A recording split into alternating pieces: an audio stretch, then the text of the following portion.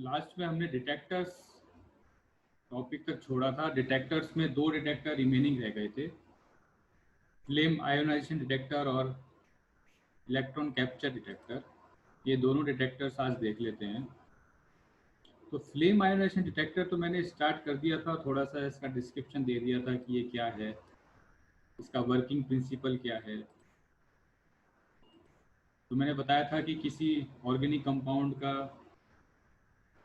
जो कॉलम में सैंपल हम सेपरेट कर रहे हैं, उस ऑर्गेनिक कंपाउंड का पायरोलिसिस होता है। ठीक है, पायरोलिसिस होने से वो कैटायंस, एनायंस या न्यूट्रल मॉइटीज में डिवाइड हो जाता है। कैटायंस जो है वो कैथोड की तरफ मूव करते हैं, एनायंस एनोड की तरफ मूव करते हैं। तो ये मैंने पिछले लेक्चर में हमने देखा था। तो इसमें हाइड्रोजन का एक फ्लेम होगा, एयर की प्रेजेंस में या ऑक्सीजन की प्रेजेंस में वो वहाँ पे बर्न होगा, और उसके अंदर जो सैंपल कंपोनेंट्स हैं वो पायरोलिसिस करेंगे। तो पायरोलिसिस होने के बाद कैटायंस, एनायंस और न्यूट्रल मॉलिक्यूल्स जनरेट होंगे या न्यूट्रल पार्ट्स जनरेट होंगे। तो मैं सीधे ही इसका डायग्राम पे ले आता हूँ। This is flame ionization detector block diagram. तो फ्लेम आयोनाइजेशन डिटेक्टर पूछते हैं तो आप ये ब्लॉक डायग्राम इसमें ड्रॉ कर सकते हो, और ये जो इसका थोड़ा डिस्क्रिप्शन है ये वाला, ये बता सकते हो कि फ्लेम आयोनाइजेशन डिटेक्टर में क्या। तो क्या कह रहे हैं यहाँ पर, यहाँ से देखिए इसमें नीचे की साइड से कॉलम इफ्लुएंट आ रहे हैं। दीज आर कॉलम इफ्लुएंट्स, यानी कॉलम से सैंपल कंपोनेंट्स आ रहे हैं। इस साइड से हाइड्रोजन गैस आ रहा है। ठीक है, यहाँ से हाइड्रोजन गैस आ रहा है, और यहाँ से देखिए एयर को इंसर्ट कर रहे हैं। ये एयर को या ऑक्सीजन गैस को यहाँ से इंसर्ट कर रहे हैं। तो एयर की प्रेजेंस में ये हाइड्रोजन जो है वो यहाँ पे बर्न होगा। अब ये जो ये पोर्शन आपको दिख रहा है ये है जेट। दिस इज जेट, जिसके अंदर हाइड्रोजन की फ्लेम बनेगी, यानी हाइड्रोजन बर्न होगा, और इसी फ्लेम में ये जो कॉलम इफ्लुएंट आ रहा है, सैंपल कंपोनेंट आ रहा है, वो यहाँ पर पायरोलिसिस करेगा। ये है नेगेटिव टर्मिनल। ठीक है, this is negative terminal, it work as cathode. ठीक है, ये कैथोड है। और ऊपर जो आपको ये सिलिंड्रिकल मैश दिख रहा है, सिलिंड्रिकल मैश जो जाली जैसा दिख रहा है, ये क्या है, एक ड्रम जैसा छोटा सा बिल्कुल, वो है anode. That work as anode which made up of platinum और लाइक इनर्ट मटेरियल्स।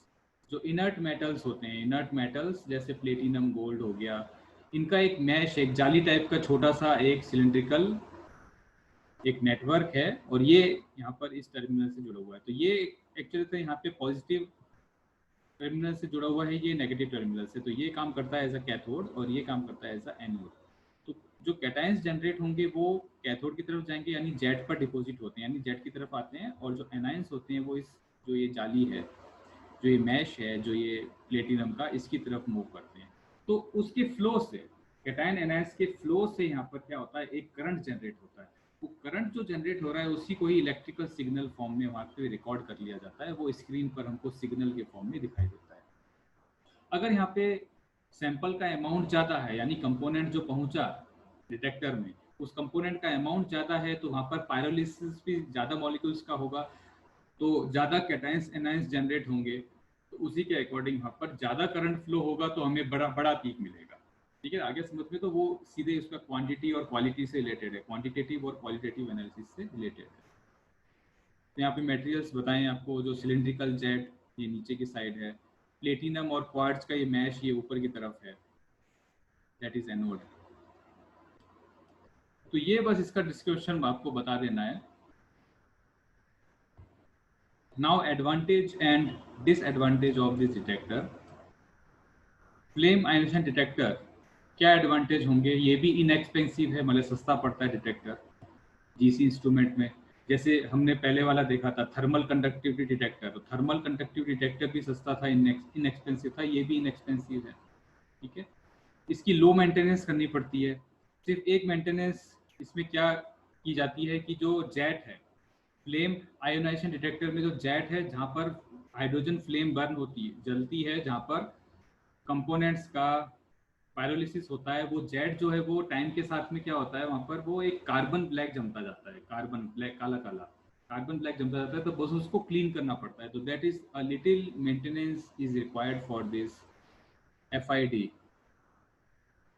और इसमें बहुत लो अमाउंट में सैंपल को एनालिसिस कर सकते हैं। अगर पर सेकेंड, यहाँ पे देखो एक क्वांटिटी दिया है स्क्रीन पर सेकेंड 10⁻³ ग्राम सैंपल कंपोनेंट भी अगर डिटेक्टर के अंदर पहुंचता है तो उसको भी ये डिटेक्ट कर लेता है।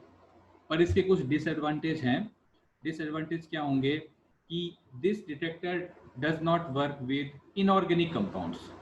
देखो मैंने जो पायरोलिसिस प्रोसेस बताया वो पायरोलिसिस प्रोसेस सिर्फ ऑर्गेनिक कंपाउंड्स का होता है।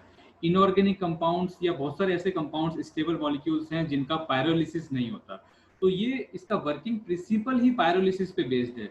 तो जिन कंपाउंड्स का पायरोलिसिस नहीं होता उन कंपाउंड्स को ये डिटेक्टर डिटेक्ट नहीं कर सकता। कौन कौन से यहाँ पे एग्जांपल दिए, हाइड्रोजन, ऑक्सीजन, देखो सिंपल सिंपल मॉलिक्यूल्स हैं, inorganic molecules, oxygen, nitrogen, silicon chloride, water, ammonia, ये जितने ऑर्गन, क्रिप्टॉन, CO2, साथ में ये हमारे फॉर्मिक एसिड, फॉर्मेल्डिहाइड, ठीक है, फॉर्मेल्डिहाइड, फॉर्मिक एसिड, इनको भी डिटेक्ट नहीं कर सकता क्योंकि इनका भी पायरोलिसिस नहीं होगा उस तरह से, ठीक है, तो ये भी डिटेक्ट नहीं किए जा सकते। तो ये इसका डिसएडवांटेज है। तो मीन्स क्या हुआ कि इस पे जो प्योरली जो ऑर्गेनिक कंपाउंड्स होते हैं उन्हीं को यहाँ पे इजीली डिटेक्ट किया जा सकता है। दूसरा डिसएडवांटेज ये हो सकता है कि कुछ ऑर्गेनिक कंपाउंड्स ऐसे होते हैं जिनका पायरोलिसिस बहुत फास्ट हो जाता है, यानी पायरोलिसिस होने के तुरंत बाद वो उनका कंप्लीट कंबशन हो जाता है। कंप्लीट कंबशन में क्या बनते हैं, या तो कार्बन बनेगा, CO2 बनेगा और वाटर मॉलिक्यूल बनेंगे, तो उनका कंप्लीट कंबशन फास्ट हो जाता है। तो पायरोलिसिस से वो फास्ट हो गया इतना ज़्यादा, तो उसको डिटेक्टर कई बार डिटेक्ट ही नहीं कर पाता। तो ये कुछ इसके डिसएडवांटेज है। फिर हमारा नेक्स्ट आता है electron capture detector, ECD। Electron capture detector जैसा इसका नाम है उसी के हिसाब से देखो ये क्या काम करता है। इलेक्ट्रॉन को कैप्चर होगा, यानी इलेक्ट्रॉन्स उनको कैप्चर किया जाएगा, यानी उनको गेन किया जाएगा, किसके द्वारा, सैंपल मॉलिक्यूल्स के द्वारा। सैंपल मॉलिक्यूल्स उनको गेन करेंगे, ठीक है। उसको गेन करने से क्या होगा, वहाँ पे जो इलेक्ट्रॉन फ्लो हो रहा है, ठीक है, यहाँ पे एक इलेक्ट्रॉन बीम होगी, इलेक्ट्रॉन का फ्लो होगा, उस इलेक्ट्रॉन बीम में से कुछ इलेक्ट्रॉन्स को क्या कर लेगा, कैप्चर कर लिया जाएगा और वहां से वो निकल जाएगा सैंपल मॉलिक्यूल। तो इलेक्ट्रॉन कैप्चर करने के बाद में जो इलेक्ट्रॉन बीम की इंटेंसिटी है वो क्या हो जाएगी, कम होगी, या कह सकते हैं फ्लक्चुएट होगी। तो उसके कारण वहां पर कुछ इलेक्ट्रिकल सिग्नल जनरेट होगा, तो इस पर ये काम करता है। तो इलेक्ट्रॉन कैप्चर डिटेक्टर, तो इलेक्ट्रॉन को कैप्चर कौन सा कंपाउंड कर सकता है, वो वाले कंपाउंड या उस तरह के, कह सकते हैं उस तरह की मॉइटीज, केमिस्ट्री में वो वाले मॉइटीज जो कि जिनकी इलेक्ट्रोनेगेटिविटी या इलेक्ट्रॉन गेनिंग पावर ज्यादा है, जिनकी electron gaining power, electron capturing power ज्यादा है। जैसे मैं आपको कहूँ कि एक तो आपके पास है क्लोरीन, एक आपके पास है दूसरा कोई मेटल, जैसे मान लो सिंपल सा एग्जांपल सोडियम। तो सोडियम तो जनरली क्या करता है, इलेक्ट्रॉन का लॉस करता है और फिर Na+ बनाता है, लेकिन क्लोरीन जो है वो इलेक्ट्रॉन को गेन करता है और Cl- बनाता है। यानी इस तरह के कंपाउंड्स जिनमें हैलोजेंस होंगे, इस तरह के ऑर्गेनिक कंपाउंड्स जिनमें हैलोजेंस हो गए, नाइट्रो ग्रुप्स हो गए, जिनकी इलेक्ट्रोनेगेटिविटी बहुत ज़्यादा होती है। पता ही आपको हैलोजेंस की इलेक्ट्रोनेगेटिविटी ज़्यादा होती है, नाइट्रो ग्रुप, NO2 ग्रुप, उसकी नेगेटिविटी ज़्यादा होती है, और भी बहुत सारे ग्रुप्स हैं जिनकी हायर इलेक्ट्रोनेगेटिविटी होती है, जो इलेक्ट्रॉन को गेन कर सकते हैं। तो इस तरह के ऑर्गेनिक कंपाउंड्स इस डिटेक्टर के द्वारा एनालिसिस किए जाते हैं। तो इसको दूसरा नाम भी दिया है electron affinity detector. Electron affinity मतलब इलेक्ट्रॉन के प्रति, मतलब उसको खींचने की power, that is electron affinity. It operates on the basis of differential electron absorption by molecule. Differential electron absorption means different molecules, मतलब different organic compounds will have different electron affinity. जैसे mixture है compound का, sample में mixture है, उसमें 4-5 compounds हैं, तो एक की इलेक्ट्रॉन एफिनिटी अलग होगी, एक की अलग होगी, एक की अलग होगी, यानी इलेक्ट्रॉन कैप्चरिंग पावर अलग अलग होगी। तो उसके हिसाब से वहां पर जो इलेक्ट्रिकल सिग्नल जनरेट होंगे डिटेक्टर के अंदर वो भी अलग अलग होंगे। And it depends on functional group of the molecule, कि मॉलिक्यूल में कौन सा फंक्शनल ग्रुप है, हेलोजन है, नाइट्रो ग्रुप है, कार्बोक्सिलिक है, एल्डिहाइड है, कीटोन है, कौन सा ग्रुप है, उसके हिसाब से उनकी इलेक्ट्रॉन कैप्चरिंग पावर अलग अलग होती है। आगे समझ में, तो ये बहुत सिंपल सा इसका कंसेप्ट है that in this detector electron will be captured by sample molecules. अब आप कहोगे कि इलेक्ट्रॉन बीम कहा, आपने वो इलेक्ट्रोड रे ट्यूब वाला, कैथोड रे ट्यूब वाला एक्सपेरिमेंट देखा होगा जिसमें कैथोड और एनोड होता है। कैथोड रे ट्यूब, कैथोड और एनोड होता है, कैथोड से इलेक्ट्रॉन्स एमिट होते हैं और एनोड पर आकर पड़ते हैं। तो उसमें इन दोनों के बीच में कोई सीधा कनेक्शन नहीं होता, बीच में क्या होता है, वैक्यूम मान सकते हो जस्ट, यानी कोई वो दूसरा कुछ एनवायरनमेंट नहीं है, मतलब बहुत लो वैक्यूम, दैट इज बहुत लो प्रेशर होता है। तो उसके अंदर जब वहाँ पे पोटेंशियल डिफरेंस हम अप्लाई करते हैं तो वहाँ पर क्या होता है, कैथोड से एनोड की तरफ इलेक्ट्रॉन्स का मूवमेंट होता है। तो वो इलेक्ट्रॉन का जो मूवमेंट है उसी को हम इलेक्ट्रॉन बीम कह देते हैं। और इलेक्ट्रॉन्स को एक दूसरा भी बोलते हैं हम, दैट आर बीटा पार्टिकल्स। तो यहाँ पर क्या होंगे, कैथोड होगा और एनोड होगा डिटेक्टर के अंदर। डिटेक्टर के अंदर कैथोड और एनोड होगा, कैथोड से इलेक्ट्रॉन्स निकलेंगे और एनोड पर आके गिरेंगे, और उनके बीच में से सैंपल मॉलिक्यूल्स पास आउट होंगे, और सैंपल मॉलिक्यूल्स इन इलेक्ट्रॉन्स को क्या करेंगे, कैप्चर करेंगे या एब्जॉर्ब करेंगे और वहां से बाहर निकल जाएंगे। तो यहाँ पर इलेक्ट्रॉन की जो डेंसिटी है, क्या कह सकते हैं, इलेक्ट्रॉन बीम की जो इंटेंसिटी है वो क्या होगी, फ्लक्चुएट होगी। तो वो इलेक्ट्रॉन सिग्नल, वो वहां पर सिग्नल, इलेक्ट्रिकल सिग्नल फॉर्म में हमको दिखता है। Here the cathode is a radioactive beta emitter। देखिए यहाँ पर क्या कह रहे हैं कि जो कैथोड मटेरियल होगा वो एक्चुअल में रेडियो एक्टिव होता है। रेडियो एक्टिविटी पता है, रेडियो एक्टिविटी मतलब जिसमें 3 टाइप के न्यूक्लियस से पार्टिकल्स निकलते हैं, alpha beta gamma particles. Alpha beta gamma, तो उसमें अल्फा पार्टिकल पॉजिटिवली चार्ज होता है, बीटा पार्टिकल नेगेटिवली चार्ज, और गामा जो है वो न्यूट्रल होता है। तो इस तरह का रेडियो एक्टिव मटेरियल यूज करते हैं जहां पर ओनली बीटा पार्टिकल्स एमिट होते हैं, या कोई रेडिएशन, दूसरा कोई रेडिएशन हो सकता है। तो बीटा पार्टिकल्स क्या होते हैं, एक्चुअल में इलेक्ट्रॉन्स ही होते हैं, नेगेटिवली चार्ज पार्टिकल्स ही होते हैं।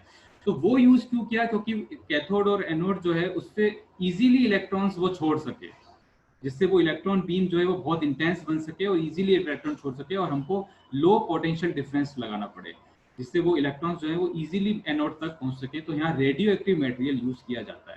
कौन सा, कैथोड, विच एमिट्स बीटा पार्टिकल्स और इलेक्ट्रॉन्स।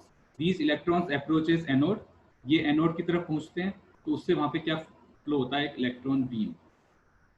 अब यहाँ पे देखिए, या तो सैंपल मॉलिक्यूल्स इटसेल्फ, अगर उसकी इलेक्ट्रॉन एफिनिटी ज्यादा है तो इटसेल्फ वो इलेक्ट्रॉन को कैप्चर कर लेगा। अगर वो खुद से नहीं कर सकता तो वहां पर कभी कभी कैरियर गैस के रूप में ऑर्गन गैस यूज किया जाता है। हमने पढ़ा था कैरियर गैस ऑर्गन भी हो सकता है, हाइड्रोजन, नाइट्रोजन, हीलियम, ऑर्गन भी हो सकता है। और ऑर्गन की एक प्रॉपर्टी होती है कि जब भी इलेक्ट्रॉन बीम के कांटेक्ट में आता है तो वहां से इलेक्ट्रॉन से क्या करता है, एनर्जी एब्जॉर्ब कर लेता है, इलेक्ट्रॉन की एनर्जी को एब्जॉर्ब कर लेता है, और फिर इनडायरेक्टली उस एनर्जी को सैंपल मॉलिक्यूल को ट्रांसफर कर देता है।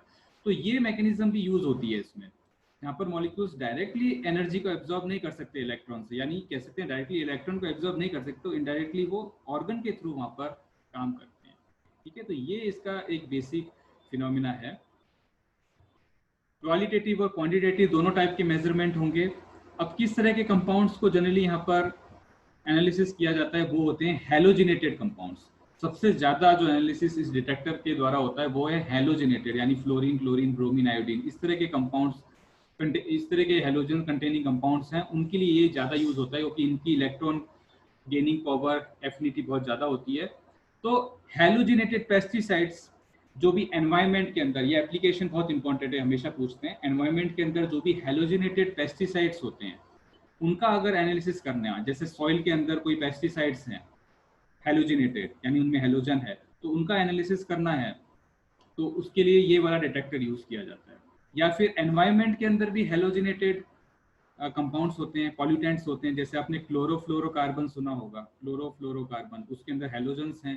तो एनवायरनमेंट के अंदर कितनी इम्प्योरिटी है, या कह सकते हैं कितना पॉल्यूशन है, तो ये वाला डिटेक्टर जनरली वहाँ यूज होता है जहाँ पे हमें पॉल्यूटेंट्स पता करने हो एनवायरनमेंट में। तो इस तरह के जो हैलोजिनेटेड कंपाउंड्स हैं एनवायरनमेंट में, चाहे एयर में हो, चाहे सॉइल में हो, चाहे वाटर में हो, उनके एनालिसिस करने के लिए ये वाला डिटेक्टर जनरली यूज होता है। ये इसका डायग्राम है, ब्लॉक डायग्राम। नीचे से आप देखोगे कॉलम इफ्लुएंट्स आ रहे हैं, कॉलम इफ्लुएंट्स मतलब सैंपल कंपोनेंट्स एक एक करके पहुंच रहे हैं। ये जो आपको पिंक कलर का दिख रहा है अंदर की तरफ दो, वो एक्चुअल में पूरा दो नहीं है, वो पूरा अंदर लेयर है, क्योंकि ये इसका ट्रांसफर सेक्शन है दिखाया हुआ है।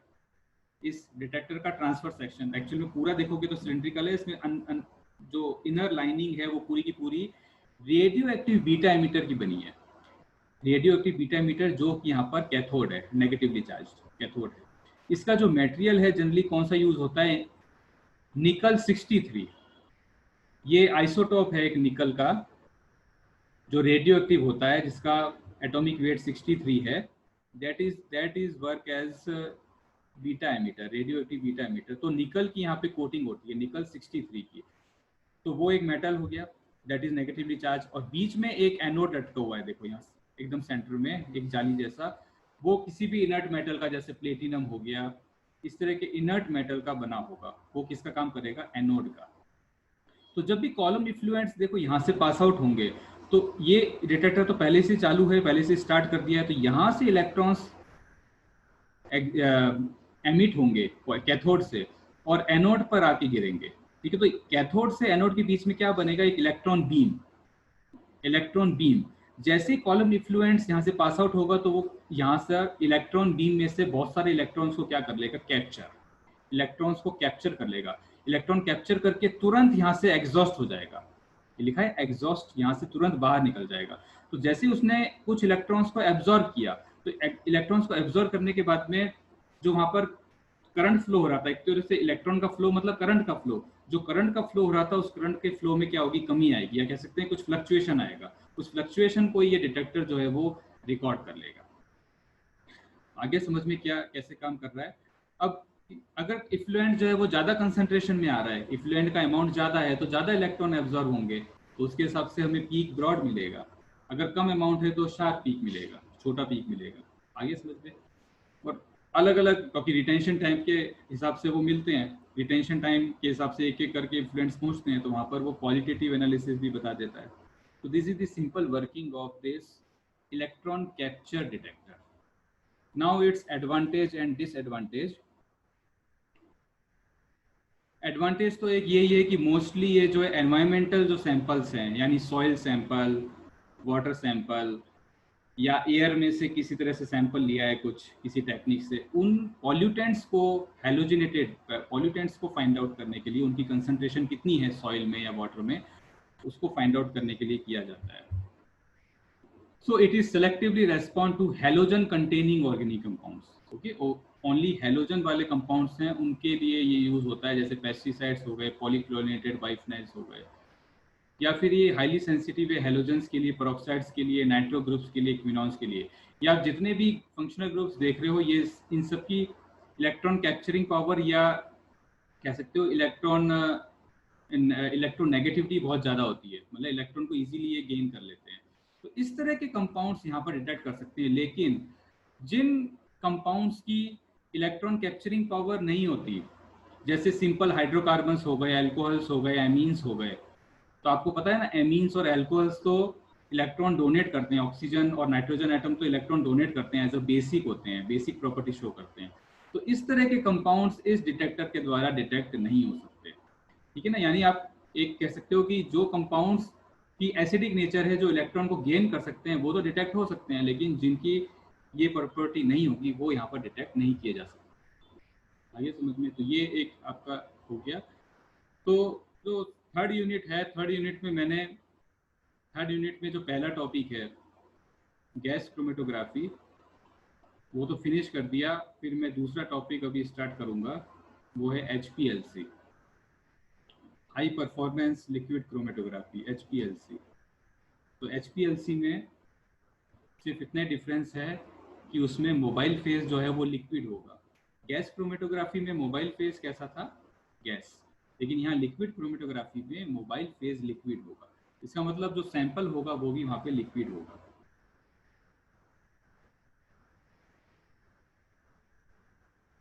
आप अपने रोल नंबर सेंड कर दो अभी जूम चैट में।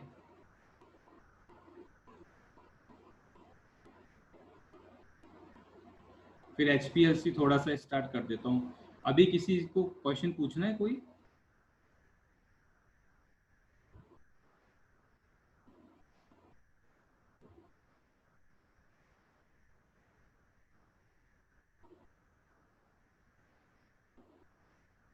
सर असाइनमेंट में जो क्वेश्चन थे वही IMPA, उसके सिवा और भी कोई क्वेश्चन है? रुको थोड़ा मैं वॉल्यूम बढ़ा देता हूँ। हाँ बोलो। सर आपने असाइनमेंट में जो क्वेश्चंस दिए थे हाँ उसके अलावा और भी कोई क्वेश्चंस है? नहीं, और कोई क्वेश्चंस नहीं है अभी। हाँ, अभी अभी तो आप वही मतलब नेक्स्ट टॉपिक जो चलाओगे उसके रिलेटेड जो क्वेश्चन होगे उसका असाइनमेंट अलग होगा ना? देखेंगे, उसका असाइनमेंट अलग होना चाहिए।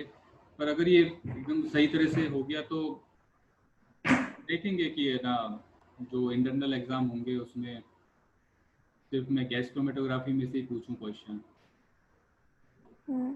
ठीक है ना, ऐसा भी हो थैंक यू सकता है। सर। हाँ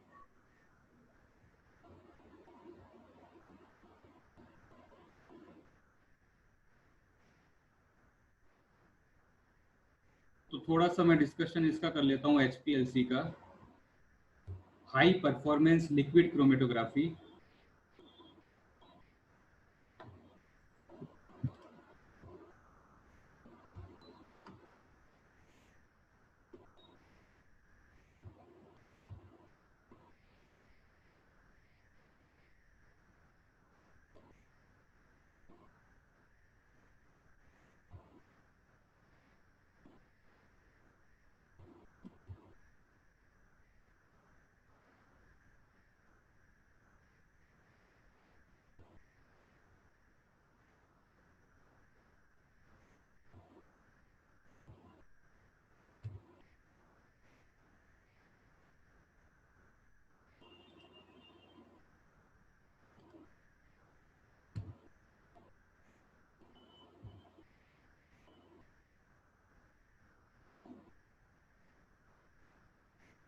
देखिए ये अभी कहाँ गया,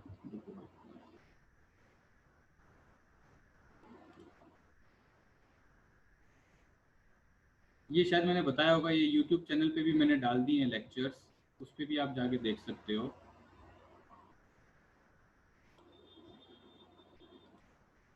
RG केमिस्ट्री टॉक्स, ये वाला YouTube चैनल मैंने क्रिएट किया था। तो इसमें कई लेक्चर्स हैं, आपके दूसरे भी बहुत लेक्चर्स हैं, वो काम आ सकते हैं। तो शायद मे भी आपके ये है एक टॉपिक, इनऑर्गेनिक में एक टॉपिक है आपका सिमेट्री, है ना, सिमेट्री टॉपिक है, पहला यूनिट, शायद मौलिक सर ले रहे हैं वो जो सिमेट्री वाला टॉपिक है उससे रिलेटेड भी 10-15 लेक्चर्स मैंने डाले हैं इस YouTube चैनल पे। तो एक्चुअल में ये टॉपिक जो है सिमेट्री वाला वो MSc में भी आता है, तो मैंने उसी को ही देखकर वो लेक्चर्स डाले हैं, तो वो भी आप देख सकते हो। मतलब इस चैनल में मैंने अभी जो करंट लेक्चर्स चल रहे हैं वो सब भी हैं, और दूसरे भी कई सर लेक्चर्स उसमें रखे। हाँ हाँ बोलो। सर सर आपने वो सिमेट्री वाला डाला है, वो मौलिक सर का है या आपने पढ़ाया हुआ वो है? वो मेरा है, मौलिक सर का नहीं है वो। हाँ हाँ। मेरा है, मौलिक सर का नहीं है वो, मेरा खुद का ही है। Okay sir. हाँ हाँ ठीक।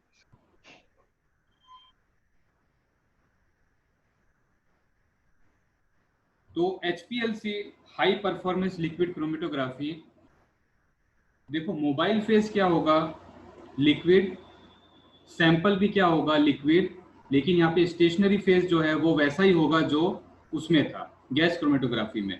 गैस क्रोमेटोग्राफी में हमने दो टाइप के फेज देखे थे स्टेशनरी फेज, एक तो लिक्विड स्टेशनरी फेज और एक सॉलिड स्टेशनरी फेज। तो वो दोनों टाइप के पॉसिबल हैं, लेकिन ज्यादातर यहाँ पर लिक्विड स्टेशनरी फेज यूज होता है। ठीक है ना, ज्यादातर क्रोमेटोग्राफी टेक्निक्स में लिक्विड स्टेशनरी फेज यूज होता है। अब यहाँ मेजर डिफरेंस क्या है, यहाँ पर जो मोबाइल फेज है वो लिक्विड हो गया है, और सैंपल जो इसमें इंजेक्ट करेंगे वो भी लिक्विड ही होगा। ठीक है, तो लिक्विड के अंदर ही वो मतलब फ्लो होगा पूरा, वो प्लम्बिंग सिस्टम होता है, पाइपिंग सिस्टम, उसके अंदर वो पूरा लिक्विड का फ्लो होता है। अब यहाँ पर एक डिफरेंस, बहुत बड़ा डिफरेंस मैं आपको बता देता हूँ, एक क्या आएगा कि गैस क्रोमेटोग्राफी में जो सैंपल था उसका स्टेशनरी फेज के साथ में इंटरेक्शन हो रहा था या पार्टीशन हो रहा था, लेकिन उसका मोबाइल फेज के साथ में कोई इंटरेक्शन नहीं था। यही था मोबाइल फेज जो हमने यूज किया था GC में, गैस क्रोमेटोग्राफी में, जैसे हाइड्रोजन, हीलियम, नाइट्रोजन। तो इन गैसेस के साथ में सैंपल का कोई इंटरेक्शन नहीं था, वो सिर्फ कैरियर गैस थे, उसको कैरी करते थे, आगे की तरफ पुश करते थे। लेकिन HPLC में जो लिक्विड यूज होंगे वो लिक्विड कुछ भी हो सकता है, कोई ऑर्गेनिक सॉल्वेंट हो सकता है, वाटर हो सकता है, पानी हो सकता है, PHF यानी पोलर सॉल्वेंट हो सकते हैं, नॉन पोलर सॉल्वेंट हो सकते हैं। तो अब यहाँ पर जो डिजॉल्व्ड सब्सटेंस है, जो डिजॉल्व्ड सैंपल है, उसका स्टेशनरी फेज के साथ साथ मोबाइल फेज के साथ में भी इंटरेक्शन होगा। कॉलम के अंदर स्टेशनरी फेज के साथ में तो होगा इंटरेक्शन, और मोबाइल फेज के साथ में भी उनका इंटरेक्शन रहेगा। कि अगर सॉल्वेंट जो है वो पोलर है, मोबाइल फेज अगर पोलर है, जैसे पानी है तो ठीक है ना, वाटर का बहुत यूज होता है इसमें। अगर वाटर है तो उस केस में क्या होगा कि जो पोलर सब्सटेंस हैं वो पोलर सब्सटेंस वाटर के साथ में ज्यादा डिजॉल्व रहेंगे, तो स्टेशनरी फेज के साथ में वो उतना इंटरेक्शन नहीं दिखा पाएंगे। ठीक है ना, ये एक बहुत बड़ा डिफरेंस आएगा। इंटरेस्टिंग है ये भी टॉपिक, पर अब आपको बहुत जल्दी समझ में आ जाएगा कि हमने जीसी पूरा कर लिया है, तो जीसी के बेस पे मैं इसको क्लियर करता जाऊंगा, उससे कंपेयर भी करता जाऊंगा। तो ये एक बड़ा डिफरेंस आएगा कि यहाँ पर सैंपल का स्टेशनरी फेज के साथ साथ मोबाइल फेज के साथ में भी इंटरेक्शन होगा। इंटरेक्शन कैसा? Attractive, that van der Waals interaction, dipole dipole और दैट टाइप्स। ठीक है, तो इस टाइप के इंटरेक्शन इसमें आएंगे। दूसरा इसमें क्या होगा, जो कॉलम है वो कॉलम यहाँ पे बहुत स्मॉल होगा। हमने जीसी के अंदर जो कॉलम देखे थे वो 1-1.5 मीटर से लेकर 50 मीटर तक हो सकते हैं, यही देखे थे कॉलम्स। लेकिन यहाँ पर जो कॉलम होंगे वो बहुत शॉर्ट कॉलम होंगे, मतलब 10 सेंटीमीटर, 15 सेंटीमीटर, 20 सेंटीमीटर छोटे छोटे कॉलम होंगे। और वो कॉलम पूरी की पूरे पैक्ड कॉलम होंगे, पूरी तरह से पैक्ड कॉलम यहाँ पर यूज होते हैं, completely packed. Open tubular column कभी नहीं होगा, कंप्लीटली पैक्ड कॉलम। और पैक्ड कॉलम के अंदर जो मोबाइल फेज है, जो लिक्विड है, उसका फ्लो इजीली नहीं होता।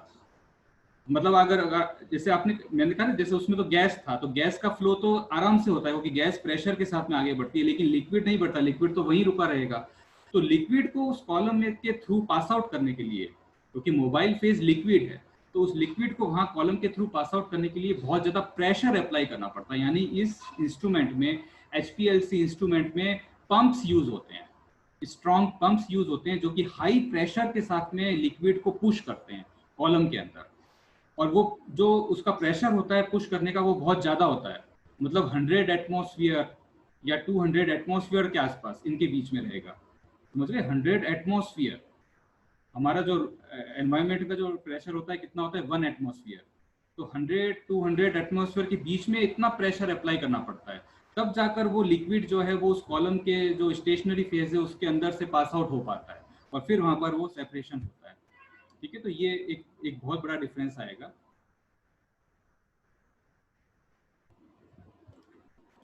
नाउ मैं इसका एक बार आपको स्लाइड दिखा देता हूँ।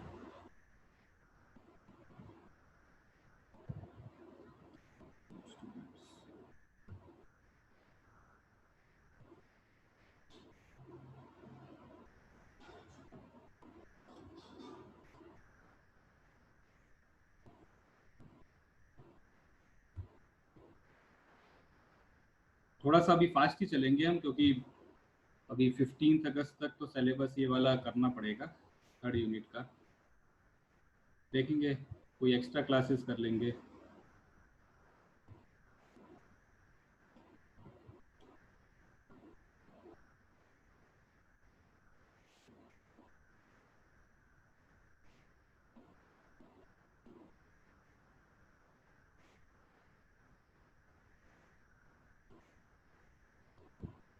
पूरा मैं खोल देता हूँ।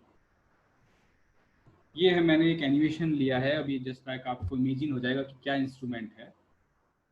देखिए ये सॉल्वेंट्स यूज किए हैं, एक सॉल्वेंट यूज किया जा सकता है या फिर सॉल्वेंट का मिक्सचर यूज किया जा सकता है HPLC में, that is high performance liquid chromatography. पहले नाम ही एक्सप्लेन कर देता हूँ कि हाई परफॉर्मेंस का क्या मिलेंगे। हाई परफॉर्मेंस मतलब कॉलम के अंदर जो सेपरेशन होगा वो बहुत बेटर होगा, GC से भी बहुत अच्छा सेपरेशन होता है, इसमें बहुत बेटर सेपरेशन होता है।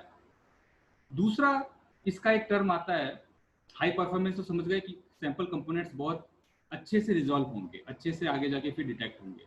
दूसरा इसमें हाई पंपिंग सिस्टम होता है, बहुत ज्यादा, एकदम ये देखो ये लिखा है HPLC पंप्स। इन पंप्स के द्वारा इन जो मोबाइल फेज है, जो सॉल्वेंट्स है, उनको यहाँ पुश किया जाता है आगे की तरफ। तो यहाँ पर पंपिंग सिस्टम है, यानी प्रेशर क्रिएट किया जाता है। जो लिक्विड है, जो मोबाइल फेज है, उस पर प्रेशर क्रिएट करते हैं, तो इसका एक दूसरा नाम है high pressure liquid chromatography. High pressure, okay, high pressure liquid chromatography, high pressure. Now तीसरा एक नाम और कह सकते हैं कि ये वाला जो इंस्ट्रूमेंट है HPLC इंस्ट्रूमेंट, ये GC इंस्ट्रूमेंट से काफी कॉस्टली होता है, काफी कॉस्टली होता है, ज्यादा कॉस्टली होता है। यानी इसको क्या कह सकते हैं, प्राइस ज्यादा है, यानी क्या कह सकते हैं, हाई प्राइस्ड, ठीक है ना, ये तो मैं अपनी तरफ से बोल रहा हूँ, हाई प्राइस लिक्विड क्रोमेटोग्राफी, यानी इसका जो प्राइस है इंस्ट्रूमेंट का वो भी ज्यादा होता है काफी। अब इसमें देखोगे सभी के सभी जो ऑर्गेनिक कंपाउंड मिक्सचर होते हैं वो इसके अंदर सेपरेट हो सकते हैं, डिटेक्ट हो सकते हैं। तो ज्यादातर जो ऑर्गेनिक कंपाउंड मिक्सचर्स हैं उनको यहाँ पर सेपरेट किया जाता है, इनऑर्गेनिक भी हो सकते हैं। तो आपको एक क्वेश्चन आपको आ रहा होगा कि जब ऑर्गेनिक कंपाउंड मिक्सचर तो सभी के सभी GC में भी सेपरेट हो रहे थे, गैस क्रोमेटोग्राफी में भी हमने कहा था कि ज्यादातर हर तरह के ऑर्गेनिक कंपाउंड का जो मिक्सचर है, सैंपल है, उसको वहां डिटेक्ट कर सकते हैं GC में। तो फिर HPLC की जरूरत क्यों पड़ी, HPLC का क्या जरूरत हुआ कि HPLC को लाना पड़ा? इसका क्या मीनिंग है कि देखिए, जो नेचर में से हमको बहुत सारे बायोमोलिक्यूल्स मिलते हैं, बायोमोलिक्यूल्स जैसे एमिनो एसिड हो गए, कार्बोहाइड्रेट्स हो गए, बायोमोलिक्यूल्स तो बहुत सारे इनफाइनाइट हैं अपने नेचर में, और भी स्टेरॉइड्स हो गए, और सपोज करो जो जितने भी नेचर से, एनिमल से, प्लांट से मिलते हैं, जितने भी बायोमोलिक्यूल्स या जितने भी बायोपॉलीमर्स मिलते हैं, बायोपॉलीमर्स या सिंथेटिक पॉलीमर्स जो हम लैब में बनाते हैं, ये सभी की सभी हाई टेम्परेचर पे डिग्रेड हो जाते हैं, तुरंत डीनेचर हो जाते हैं। अगर आप प्रोटीन को लो, प्रोटीन को आप थोड़ा सा भी हाई टेम्परेचर पे ले जाएंगे तो वो डिग्रेड हो जाएगा, डीनेचर हो जाएगा। और आपको पता है कि GC इंस्ट्रूमेंट के अंदर तो टेम्परेचर हाई होता है, गैस क्रोमेटोग्राफी में तो टेम्परेचर हाई रखता है, वहां पे उसको वेपर में कन्वर्ट करना पड़ता है, ऑर्गेनिक कंपाउंड्स को वेपर में। लेकिन यहाँ पर जो ऑर्गेनिक कंपाउंड्स, क्योंकि प्रोटीन्स और ये जितने कार्बोहाइड्रेट्स और जितने भी ये बायोमोलिक्यूल्स हैं, ये भी सब ऑर्गेनिक कंपाउंड्स ही हैं।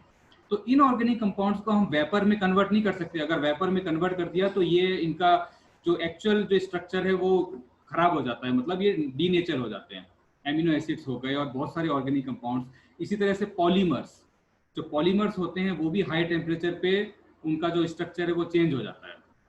इसीलिए इन सब के एनालिसिस के लिए हमको क्या चाहिए, लो टेम्परेचर, यानी ठंडा टेम्परेचर, रूम टेम्परेचर चाहिए। तो रूम टेम्परेचर पे तो ये लिक्विड में ही रहेंगे, तो इसीलिए लिक्विड क्रोमेटोग्राफी को यूज किया। और फार्मास्यूटिकल इंडस्ट्री में GC के साथ साथ इसका भी सबसे ज्यादा यूज होता है, ये HPLC का, कि जितने भी फार्मास्यूटिकल्स में ड्रग मॉलिक्यूल सिंथेसिस होते हैं, जितने भी ड्रग्स सिंथेसिस होते हैं, वो सब भी ऑर्गेनिक कंपाउंड्स होते हैं और वो ज्यादातर हाई टेम्परेचर पे जाकर डिग्रेड हो जाते हैं। इसलिए तो हम कहते हैं कि टैबलेट्स को उसमें लिखा होता है कि place at cool place, cool ठंडे स्थान पे रखो, जो भी हमारे ये होते हैं मेडिसिन होती हैं, क्योंकि थोड़ा सा हीट उनको मिलता है तो वो डीनेचर होना शुरू हो जाते हैं। इसीलिए इस तरह के कंपाउंड्स के एनालिसिस के लिए ये HPLC टेक्निक विकसित की, जिसमें सॉल्वेंट के अंदर उनको डिसॉल्व करो और रूम टेम्परेचर पे ही एनालिसिस कर लो, ठीक है ना। तो रूम टेम्परेचर पे ही इनका एनालिसिस हो जाता है। तो ये आपके कंपोनेंट्स हैं इसमें, ये सॉल्वेंट्स हो गए। इन सॉल्वेंट को पुश करने के लिए या पंप करने के लिए यहाँ पे ये HPLC पंप लगे होते हैं। उसके बाद देखोगे जो सॉल्वेंट होते हैं, उन सॉल्वेंट्स में क्या होता है, कुछ ना कुछ गैस डिसॉल्व होता है, एयर, ऑक्सीजन या दूसरी गैसेस डिसॉल्व होती हैं। तो उन गैसेस को वहां से रिमूव करने के लिए डीगैसर लगे होते हैं, ठीक है। ये जो हर एक पार्ट है ये डिटेल में आएगा, जैसे GC में आया था ना हर एक पार्ट डिटेल में, वो डिटेल में आएगा हर एक पार्ट। डीगैसर लगे होते हैं, उन डीगैसर से क्या होता है, उन जो गैसेस डिसॉल्व हैं उनको वहां से रिमूव करना पड़ता है सॉल्वेंट में से, ठीक है। तो वहां पे वैक्यूम पंप से कर सकते हैं, या फिर हीलियम या आर्गन, इस तरह की इनर्ट गैसेस को पर्ज करके, पर्जिंग मतलब क्या करते हैं, उसको उसमें डाल देते हैं सॉल्वेंट पे और वहाँ पे उनका बबल फ्लो करवाते हैं हीलियम का या इनका, तो दूसरी जो एयर वगैरह है वो वहाँ से रिमूव हो जाती है। तो उसको रिमूव करना जरूरी है, क्योंकि इसमें जो ये पूरा का पूरा जो पाइपिंग सिस्टम आपको दिख रहा है, ये पाइपिंग सिस्टम जो है वो बड़े बड़े पाइप नहीं है। इन पाइप का जो डायमीटर है वो mm में होता है, 1 mm, 2 mm, 3 mm। तो जब इतने स्मॉल डायमीटर वाले पाइप्स में जो लिक्विड है उसका फ्लो होता है, तो वहां पर वो बहुत कॉम्प्रेस होगा, क्योंकि मैंने कहा कि प्रेशर कितना होता है, 100 एटमॉस्फेयर या 200 एटमॉस्फेयर।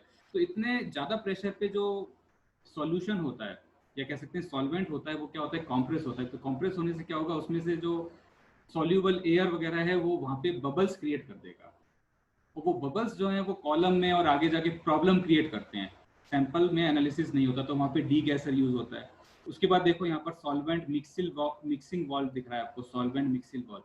तो यहाँ पे दो सॉल्वेंट यूज किए हैं, तो उनको पंप्स जो हैं वो कंट्रोल करते हैं कि ये सॉल्वेंट कितना भेजना है, ये कितना भेजना है।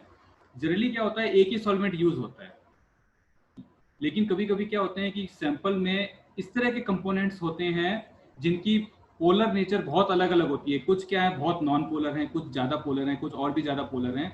तो इस तरह के कंपाउंड्स को वहाँ पे सेपरेट करने के लिए मिक्सचर यूज करना पड़ता है, इसका सॉल्वेंट का या मोबाइल फेस का मिक्सचर यूज करना पड़ता है। तो ये 2 बॉटल हो सकते हैं, 3 बॉटल, 4 बॉटल, समझ गए। इस तरह से सॉल्वेंट्स के अलग अलग बॉटल्स होते हैं और उनको अलग अलग रेशियो में यहाँ मिक्स करते हैं। जैसे सपोज करो ये जो ब्लू कलर का सॉल्वेंट है, इसका जो पंप है वो ज्यादा फास्ट काम कर रहा है। तो सपोज करो इसने 90% भेजा, तो इसने यहाँ पे सिर्फ 10% ही भेजा। तो यहाँ रेशियो क्या बना दोनों सॉल्वेंट का यानी मिक्सचर का, दैट इज 90-10%, 90% 10%। तो इस रेशियो को यहाँ पर एक्सपेरिमेंट के दौरान चेंज भी किया जा सकता है। इसलिए एक या एक से ज्यादा यहाँ पर सॉल्वेंट यूज होते हैं। ज्यादातर मेजर केसेस में दो या 3 या 4 सॉल्वेंट्स यूज होंगे। अभी जो मिक्सचर ऑफ सॉल्वेंट है वो यहाँ पर मोबाइल फेस का काम करेगा। मिक्सचर ऑफ सॉल्वेंट, ये मिक्सचर ऑफ सॉल्वेंट यहाँ मूव करके आएगा। अब इसमें 2 कॉलम होते हैं, HPLC में जनरली 2 कॉलम होते हैं। हमने GC में कितने कॉलम देखे थे, एक। GC में तो एक ही कॉलम था जो एनालिटिकल कॉलम था जिसके अंदर सेपरेशन होता है। यहाँ पर 2 कॉलम होते हैं। First column is called guard column. जो पहला कॉलम है वो गार्ड कॉलम कहलाता है और जो दूसरा कॉलम है वो एनालिटिकल कॉलम कहलाता है। Guard column and analytical column. तो अभी टाइम फिनिश होने वाला है, मैं अभी यही फिनिश करता हूँ इसको।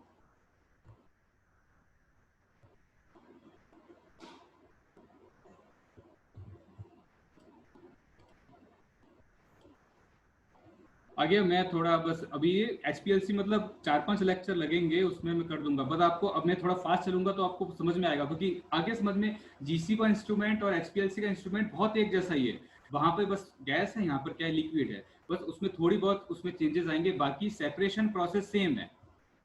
कॉलम के अंदर जो सेपरेशन होता है कंपाउंड्स का, ऑर्गेनिक कंपाउंड्स का, उसका जो बेसिक प्रिंसिपल है वो वही है, क्योंकि क्रोमेटोग्राफी का सिंपल वही रहता है।